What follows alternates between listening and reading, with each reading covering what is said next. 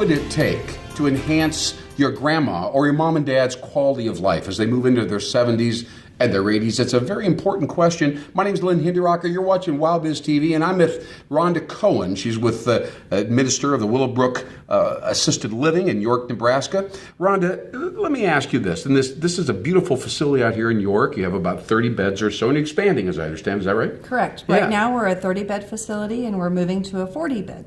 Outstanding. This quality of life thing, by the time people get to a certain age, everybody around them kind of assumes that you can't improve their quality of life, that there's no upside, so to speak. At your assisted living facility, tell me a little bit about that. What do you do? How can you even possibly improve their quality of life? We look at quality of life every day for the residents that we serve, and it's important that we're there to enhance them.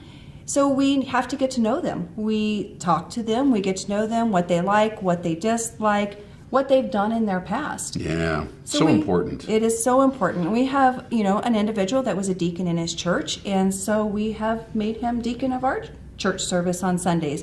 And it makes him feel important, and he is the greeter, and it is something that he had done in his past that he gets to continue to do. Well, there's such dignity and integrity in that, so you can let people just continue and maintain their identity and self-respect. What else? I'm eager to hear it, because these are kind of the inside secrets at a facility like yours that people wouldn't necessarily know about. Right. One of the things I think of is our females. As a female, we have taken care of our family. Yeah. We have provided food for special events, and so our dietary department is a huge part of Willowbrook. Dietary. We get a lot of positive comments from our food service. We do a lot from homemade, and so our residents, if Homemade food at an assisted living facility? Homemade food. Our mashed potatoes are homemade. We grill. We make our desserts from scratch, so we have a very fantastic dietary. Seems unusual to me. That's not every day, right? Every day. Every day? Wow. Our board members, it was very important that we have the home environment, and dietary is important for food satisfaction. It's huge, and when people eat more because they're enjoying the food and they're enjoying the environment, the social dimension of eating, what happens, Rhonda? Well, we find two things. One, with our females, is the satisfaction of bringing us that recipe that we can incorporate into our dietary menu, so they're serving their family favorites. Sure, so it's a psychic satisfaction, basically. Sure. And second is we experience weight gains. So yes, that makes sense, right? It does. So our residents move in, and they haven't been able to maintain their diet. Of course. Because the preparation and the cleanup and the shopping for the groceries has been difficult. So we usually see that our residents will put on some weight when they move into our facility. Isn't that nice? It is. Because you go see mom and she's lost 10, 20 pounds and she's looking frail and you worry about her. You do. I know this is a fact.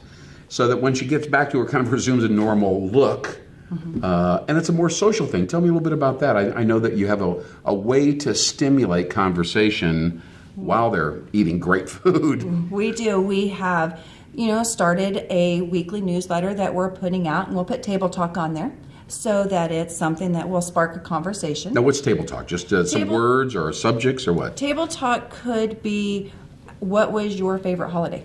Oh. So if it's Easter, what was your Easter plans? Sure. And to incorporate that table talk. And we also try to set people around people that have the same likes and dislikes. Yeah. That way they're able to communicate more. And they don't feel isolated that way. They can share common things. Correct. That's outstanding. Congratulations for doing all of that. That really does add up to quality of life. But you said the very most important thing at the very beginning, which is we have to take the time to get to know them. Right. So we can kind of customize these things to reflect their preferences and so on. Talking about these special things, we don't want to skip over some of what you call, I think, continuum of care, some of the medical considerations, the professional considerations. Why don't you tell us a little bit about that? Well, York General, it was important for the York General Healthcare Services to put in the assisted living, and that way we can provide a continuity of care. So we have the assisted living, we have the skilled nursing facility, we have home health. People don't have to change their hospital and their doctors because they're living in their community. Well, first of all, this continuum of care is an interesting phrase, but until you mentioned this, the idea about keeping your doctor, I didn't really understand it.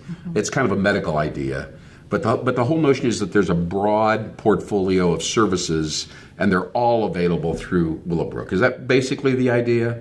Willowbrook is a portion of it, correct? Yeah. And then you don't have to abandon your relationship with your doctor to go to Willowbrook. Correct. You can stay in. That's what was important for our board of directors, was to have a facility where people could stay in their community. Wow. So this is so interesting to me, and I appreciate you bringing this up. It seems like you've got a nice, professional, balanced offering, service offering, and so on, but you have some really special touches that are associated with this particular facility. Tell me one quick story here is, what does all this mean or add up to when residents or their families really see the full impact of all of this? What do they share with you? I know you get occasional notes and letters and so on. We do. My favorite is one of our residents had told me, I thought I was coming to Willowbrook to die. Oh, my goodness. And I actually realized I came to Willowbrook to live. Oh. That kind of pays off the quality of life thing that we said at the beginning of this interview. Well, Rhonda Cohen, thank you so much for explaining the behind-the-scenes secrets, what goes on right here at Willowbrook Assisted Living in York, Nebraska. Rhonda Cohen explained it. Don't come here to die, come here to live. Thanks for watching. I'm Lynn Hinderocker, and thanks for watching WowBiz TV.